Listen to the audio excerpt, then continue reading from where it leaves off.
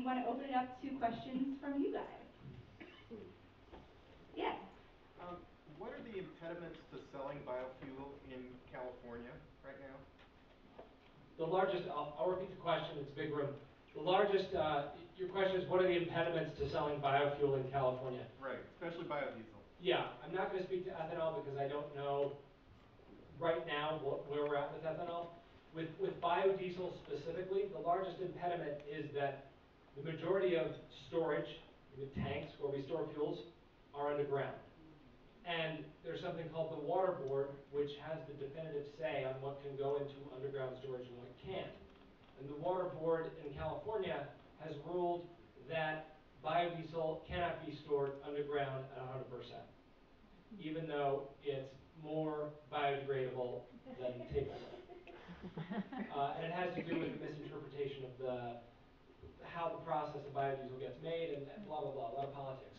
So we had biodiesel in California. We had gas stations popping up all over the state. It was kind of going in a really good direction. And then the water board made this ruling, and now essentially you can't store 100% biodiesel in any conventional location. It's the largest impediment to the fuel actually being used in the state. How would we change that?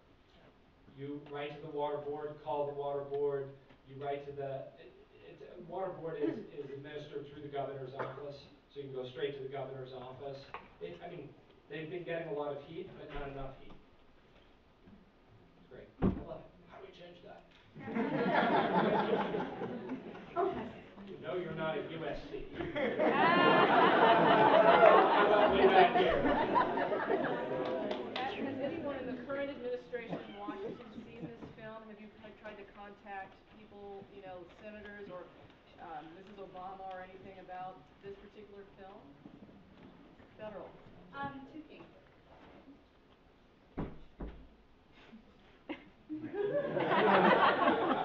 I'll let you talk about it. So there was two things I wanted to say to answer your question. The first is we don't know if the Obamas have seen the film yet. We don't think so. But we did show this to a high school in Venice Beach, and the students there created a Facebook group called A Million Students to Fuel Obama. And they're committed to getting this in front of them because they think that'll make a big difference. The other thing is we did go on a cross-country trip last year in September with some of all the vehicles we saw outside, plus several others. It was a 7,000-mile journey, and the algae car that's parked outside is the first car that was ever powered by algae gasoline. So essentially, because of the problems with and limitations of biodiesel, we explored more of the algae technology, and we managed to get our hands on the first algae gasoline. And we took a trip powered by that. We went to DC. We held a big conference there. We had over a dozen Congress people show up. They formed the Algae Caucus. And 2 months later, they passed, it wasn't a bill, but they allocated over $500 billion, $600 million to algae to fuel technology companies, and that was because of the press conference that we held. So it has made a big splash in DC. It made a big difference last year. They called our trip, they said it was the summer of algae because of that. So yes, and then you had something I know you wanted to add. Yeah, the point that I wanted to make is that even though the $500 million was allocated for algae, that was about that in sort of contrast to what was allocated to nuclear at the same time. That was about 1/10 of what was given to nuclear, and the same with the fossil fuel industry. So through the Reinvestment Act and all of that, it's important that this sort of groundbreaking new stuff is getting money, but you've got to keep your eye on the ball in that we still have a lot of business as usual in DC. And in my opinion, I would love to see on June 22nd when the DVD of Fuel comes out, I would love to see every senator, every congressperson, and most importantly for me personally, every lobbyist. Because remember, there's 1,000 lobbyists for every one senator or congressperson in DC. That's an astonishing ratio. We're the only country on earth like that. So I would love to see every single one of them, in addition to the Obamas, who I think would be, great people to watch this. We'd like to watch this time with that. Yeah, anybody has a cell phone number, Obama got BlackBerry now. I really think it would be powerful to have the entire administration see this, because the work's far from done, far from done. It's a great question, thank you. If it makes economics, if using these biofuels makes economic sense, and you see a commercial, I think it's Exxon that's promoting their algae research and everything, wouldn't that be a good way, instead of the government, which is so slow and everything, wouldn't it be, if it makes economic sense, wouldn't it be good to push this kind of stuff with huge corporations and say, look at the potential for the money you could make. You've already got the infrastructure, et cetera, et cetera. It's not that hard. You could have these farms next year. Why not that approach? It's a great question. Your question is, why not get the corporations enrolled, get them doing this before we get the government? The answer is, the solutions are not mutually exclusive. We will not move the ball forward. We won't create sustainable energy in the U.S. just with corporations. We won't do it just with government. We won't do it just with consumer demand. It's got to be all three. And nonprofit groups and for-profit groups and new products, and it's about creating a new context, a new story through which we view the issue of sustainable energy. And once that context is clear and the story is in place, and people understand why, on all different levels, it moves so fast. You guys remember seeing Sweden in the movie. Sweden has that triumvirate: consumers, corporations, government. I mean, when we went to the oil companies in Sweden, we said, hey, look, we're making a kind of a radical eco-documentary about energy. It has a lot of stuff about how bad oil companies are. They go, great, what time do you want to come for an interview? Would you like to interview the CEO? It's so different from the U.S. It's just so radically different because they're operating inside. It's not that they're not an oil company. They drill, they refine, they do all the same things that oil companies back home in Louisiana do. But the story in which they're operating is that they're part of a mechanism to move their entire society towards sustainability.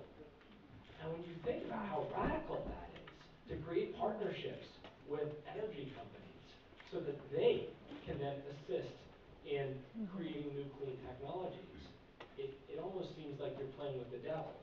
In reality, those companies are just run by people. And when you get down to the core commitment, they actually want the same thing. They want to hand a better world to their kids. So it's about addressing that core commitment. And absolutely, it's about consumer demand. Absolutely, get the companies involved. Absolutely, get the government involved. Get everybody involved. And I just want to piggyback on what you said. I think it's a really big thing is that it's not one company providing it for all of us, but rather that it's done on a community by community by community basis, because that's how you achieve true sustainability. It was kind of strange for us last summer as we were driving our algae-powered car, and then we turned on the television in DC, and ExxonMobil is saying that they were creating algae fuel, which we know wasn't true at that time, but it was just very kind of, we had mixed feelings about it at the time because Exxon wasn't exactly the epitome of sustainability. So Are they untrue? Are those commercials? Well, can I say something about what you said? Yeah. Like a little panel discussion. So, I'm a big fan of, so to answer your question, are they untrue? ExxonMobil spent as much as the U.S. government. So the U.S. government put $600 million into algae and clean fuel tech, all new biofuel, right? ExxonMobil spent $600 million. They basically bought the guy who headed up the Human Genome Project, Craig Venter, right? What is he doing? He's generating IP so that ExxonMobil can then have those patents. ExxonMobil, incidentally, was the first company, actually the first entity, to ever patent a genetically modified organism. They patented an organism that eats oil, ironically. So, a little diversion. But the point of the story is, I'm a big fan of getting these companies on the hook. Getting them on the hook. Get them to say, yes, we're going green. Yes, we're making algae fuel. Yes, we spent $600 million. Great. When are you going to have it? Great. I happen to own 50% of your stock. Do you want me to sell it as junk? Do you want me to destroy your company? Because you've made a commitment, and if your word's not good, and that's not your integrity, then what good are you as a company? And so there's a very powerful paradigm that we're accessing by having these companies make commitments. Because as young people like yourselves and graduates here, as we start to come into this new consciousness as Americans, we spread that consciousness around the world, we're realizing how much power we really have. You know, through the internet, through our stock, through the money we spend, through the choices we make. And as we realize that, and we get companies on the hook making commitments, we can hold them to those commitments. And that's part of your question. What is it going to take? It's going to take holding them to account. That's how you really powerfully move companies. Not just going, hey, I want to buy your product, but hey, you made a commitment. Let's stand up and make sure that that comes true. That's great. In terms of wealthy financial institutions and this potential sway that we have over this development, what's the most important or critical investment opportunity that needs funding? Because some of these schools have hundreds of millions of dollars in endowments that are being invested by trustees. Just wondering what is the most critical area right now. It's a great question. What's the most critical area that needs funding? You. Seriously. It really is about addressing the next generation of people, because there's a certain amount that we can do with the infrastructure we've built. You know, we've got a grid that desperately needs to be updated. We've got an energy infrastructure that desperately needs to be reinvented with wind and solar on the grid, off the grid, decentralized and centralized with algae fuel. All of that's great, right? But that's what we can see today. This movie is only about how far we can see. And everything in this movie existed in 1975, the day I was born. There's nothing new in here that wasn't on the books at that point in time. So my interest is in seeing what your generation can see. Like, how far out in the future can you go? How far out can you design? How far out can you re-engineer what we consider to be the day-to-day society? What's sustainability to you? You know, what radical, out of the box, like way beyond where we're seeing, like vertical farms and algae, I want that to be boring to you. You know? That's what I'm committed to, because I know inside of that intelligence, that new generation of intelligence, and even the people younger than you, there are ideas that we haven't articulated yet. And there's a world that we haven't even seen yet. And for some people, change is scary. I think, you know, having done this work for a long time, change just gets to be addictive. It's really exciting. And that becomes the paradigm, rather than, oh, you know, we've got this fossil fuel industry and this war and da, da, da, da. Who cares? Reinvent something. Invent a whole new world for us to live in.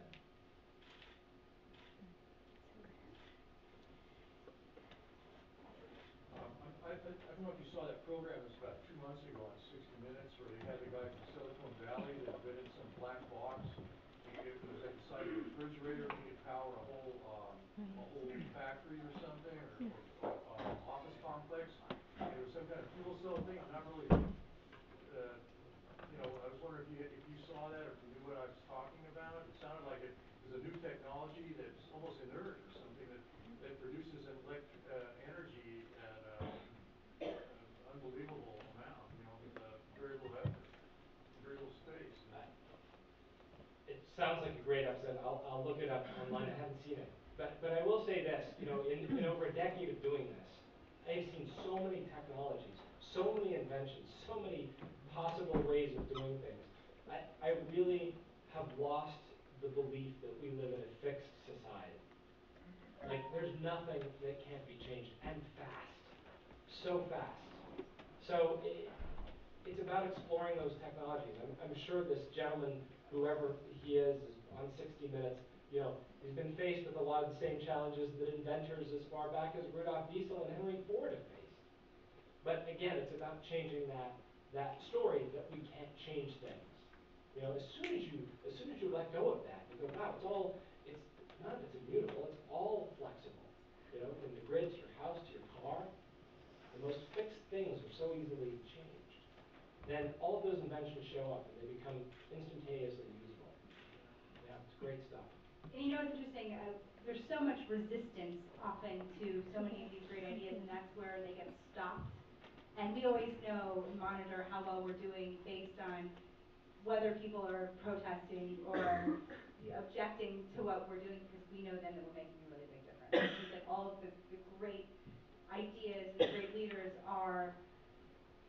they get huge resistance for that. And so, I mean, I just, that idea, I've heard so many people with so many great ideas just since I've been touring with Josh who get so challenged right off the bat and then never go beyond that. And so I always look at that resistance as the opportunity to recognize that you're doing it right. What about a woman? We've had a lot of men Yeah. questions. All right. I'll tell you. First of all, thank you so much for sharing this film with us, and it's very inspiring to see people who know how to take action and who do. So thank you for that. I happen to be a woman who has a 31-foot motorhome, an '87 Pathfinder by Sports Coat. That's good for 554 engine. Anyway, but what I want to do is turn it into an eco-friendly green vehicle, and it's something that I would love to have Pitzer get involved in, but that's something I want to do, but I get tripped up and overwhelmed with that. How do I do this? And I think it's like taking what you already have, like the cars that you already have, and saying, how do I make this shift and this transition? It's fine to watch this film. I know that I want to make a change and take action, but I don't know how to do it. So what do you think? What do you suggest? There's a couple great resources you could look at. One of them is an LA-based company called Quixote. How do you spell that? Q-U-I. Okay, Quixote, right? Yeah, yeah. They supply most of the like the production vehicles for film sets. They have a green line of RVs called the Verde. So the very green RVs, you could look at those. There's a couple of friends of ours in Oregon, I think, that have something called Eco RV or Green RV. Yeah. Look them up on Google. They travel around to schools and it's got like start this whole movement of RVs, getting going green. Right. It's a big industry. Yeah, yeah, it is. Other than that, it's a lot like recertifying a home to be LEED Platinum. So it's everything that you could do in a house, with some obvious exceptions, you could do in your RV. Or you can go talk to Frank, our engineer, who's on the big green energy side. Yeah, definitely. He could definitely make it green for you. Yeah. Frank? Frank.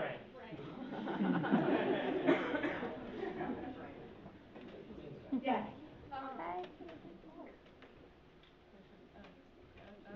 The other one can do it after, yeah. One then the other. So part of your guys' idea of alternative fuel is to take existing infrastructure like cars that we have now and then use algal biofuel or other types of biofuel. But what is your opinion about the car in general? Like, what do you think that it's convenient now that we should use biofuel because we have cars that can take biofuel, or what do you think that there should be a greater change in how we transport ourselves and our goods? It's a great question. I mean, have you ever been on like the 10? Isn't it weird when you look around and you're like looking in other people's cars at them, and you're like, we're all going the same direction. And we're all sitting in an SUV by ourselves. We're all going the same speed. Yeah, no, I mean, my opinion on the car is it's just it's an evolution of the horse and cart. It's something that has sort of outlived its time. We'll probably have cars for the rest of our lifetimes, but just like when the cell phone was invented, it became weird to kind of have a landline. And there's going to be innovations in transportation technology that make cars seem just weird, And I was just sharing with people over dinner that I drove a friend's Tesla, the electric sports car. I want one. Yeah. You'll probably get one. I drove that yesterday, and it does 0 to 60 in like 3.7 seconds. It makes no noise. The thing is just ridiculous. And you drive that and you go, I can easily see a time within the next 10 years when we're going to look at cars that burn fuel and go, why did we ever burn fuel? There will be a time, maybe in our children's lifetime, maybe sooner if you guys get on it, when they go, why did you even have cars? That's so weird. So yeah, I think the car is a limited paradigm. It's great. I was just wondering if you could explain the megaflora tree. Just 'cause, like, how does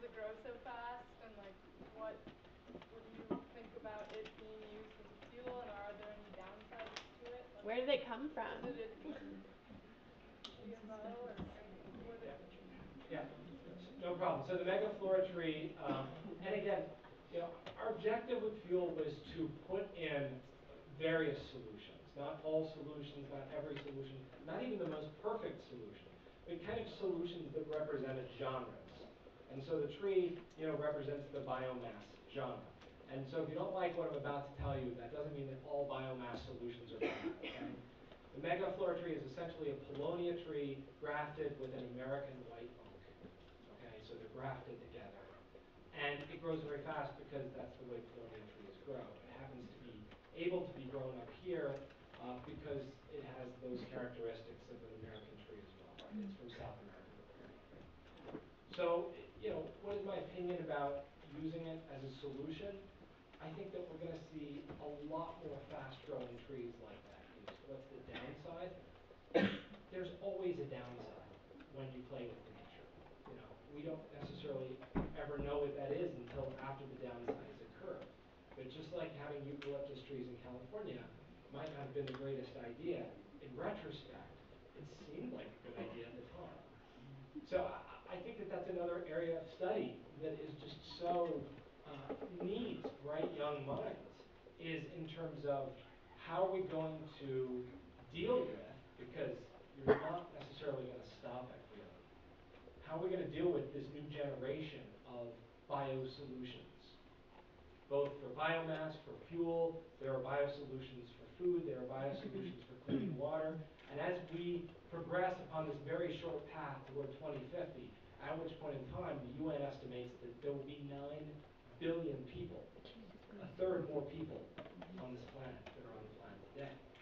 As we rocket down that path, and by the way, that's like today we're in a BMW doing 100 miles an hour. By that point, we're in an aircraft carrier going 500 miles an hour. That's the relative effect on consumption on the planet, the relative effect that humanity will have. So, what do I know about the effects of the Paulownia tree grafted with the American white oak used in widespread use across America? Nothing. But we need to figure that out, because that's just the tip of the iceberg. And also Valerie, who's been an amazing volunteer for us. She's come with us to Sundance. She's amazing. She's here. She's standing in the back. She's waving her hand. She has a lot of experience with the megaflora trees, and she's planted them. And so if you have questions about it, you can ask. Yeah, we can talk afterwards. I think that's the fundamental question for this whole topic. Just like your experience with the biofuels, with the right article, right scientific article, it can undo years and years of work. And I think unless the movement asks itself, what's the downside? What are the possible problems? The unintended consequences. You'll end up in the same situation as the oil industry, who said, look at all the pluses and never looked at the downsides, and that's how we got to where we are now. That could happen with biofuels. Yeah, it's a great point. I mean, not to take things too far down a road. We have the society we have today because of oil. We're sitting in this room with these lights and the climate control and the great sound system and all this good jazz. And this place got rebuilt and it was built in the first place and all of that. We have all the medical technology and blah, blah, blah. I mean, the first thing you touch when you exit your mother's womb in our society is oil. It's a pair of plastic gloves, okay? It is so everywhere. And without it, we literally wouldn't have the society we have today. So it's not that there were a tremendous amount of unintended consequences that weren't known. It was that the value of what was being provided was so much greater than the consequences that could be foreseen, that there was a value judgment made. And in terms of how we move forward, we're going to have to start becoming social designers. Thinkers in terms of not just how is this going to affect a few people, but as we walk into the rapidly interconnected world, 9 billion people, how is this going to affect everyone? Because solutions will be mass used around the globe. Yes, we have to always look at the unintended consequences. But at the same time, I feel, a huge failure of the environmental movement in the United States, and especially in Europe, has been so afraid that a solution could have consequences that no solution is adopted at all. And when when you get into that mindset, you become uninnovative and resigned. And, well, biodiesel, you can make it from corn, and corn can be genetically engineered, so I won't use biodiesel. Okay, what are you going to do? I'll just drive my SUV. Cool, you know? But, you know, that trip is very limited in terms of where we go in this society. It only works so much to ignore the fact that innovation is going to happen anyway. You know, pick one, do your best research, figure out if the megaflorentry is going to be a huge problem or not. Do your best thing you can do, get as many people involved, and then make a choice. Because ultimately, we're going to have to make some hard choices within the next couple decades. Or we're not going to have the same world that we have today. So, great conversation. And just along those lines, I mean, for instance, Josh is a perfect example of somebody that jump-started a whole movement around biodiesel, and it worked. But the idea of it was never to go and create a huge agricultural system based on petroleum so that you can then make biodiesel from mass-produced soy. You know, the idea was create a product from a waste stream that can then be turned into an energy resource, but it shifted somewhere along the way. So even the greatest ideas that work on one level and don't necessarily work on another level doesn't mean that they should just get scrapped altogether. And it's been amazing to watch somebody that I love go through this experience who stood for something boldly that inspired me, inspired thousands of people to then be sort of virtually crucified for having come up with that idea in the first place and be blamed for what then became of that idea. And so, you know, I just love reminding people, well, the commitment wasn't to biodiesel. That was just a means to be able to accomplish sustainability, and sustainability was actually the mission at its core. So. Yeah. And biodiesel got us to algae, and God only knows where algae is going to get us to. But if you don't start the innovation process, it's iterative. You have to remember, you're never going to get there. It's a journey. And so you just take these steps. The faster you step, the faster the innovation comes. And eventually, the world that we're swimming in now, in terms of energy, sustainability, food, water, the technologies that surround them, will become like the computer industry. There will be such a speed of innovation, and such a speed of momentum toward creating sustainable solutions. It'll seem blinding compared to where we are today. Okay, good. But like, well, this gentleman is. If you watch the history on Google or YouTube of Tesla, back like 100 years ago, he had invented an electric car, and there was a story about how J.P. Morgan had cut the funding for his program. And I guess my question is, these days, if a company like ExxonMobil can buy the patents, is there a way that that technology could get stumped for another 100 years, and how do we prevent that? Here's my question to you. Do you think that there's a limit on human innovation? No. Okay. So that's where I stand. Buy all the patents you want, you know. Let them buy the patents they want.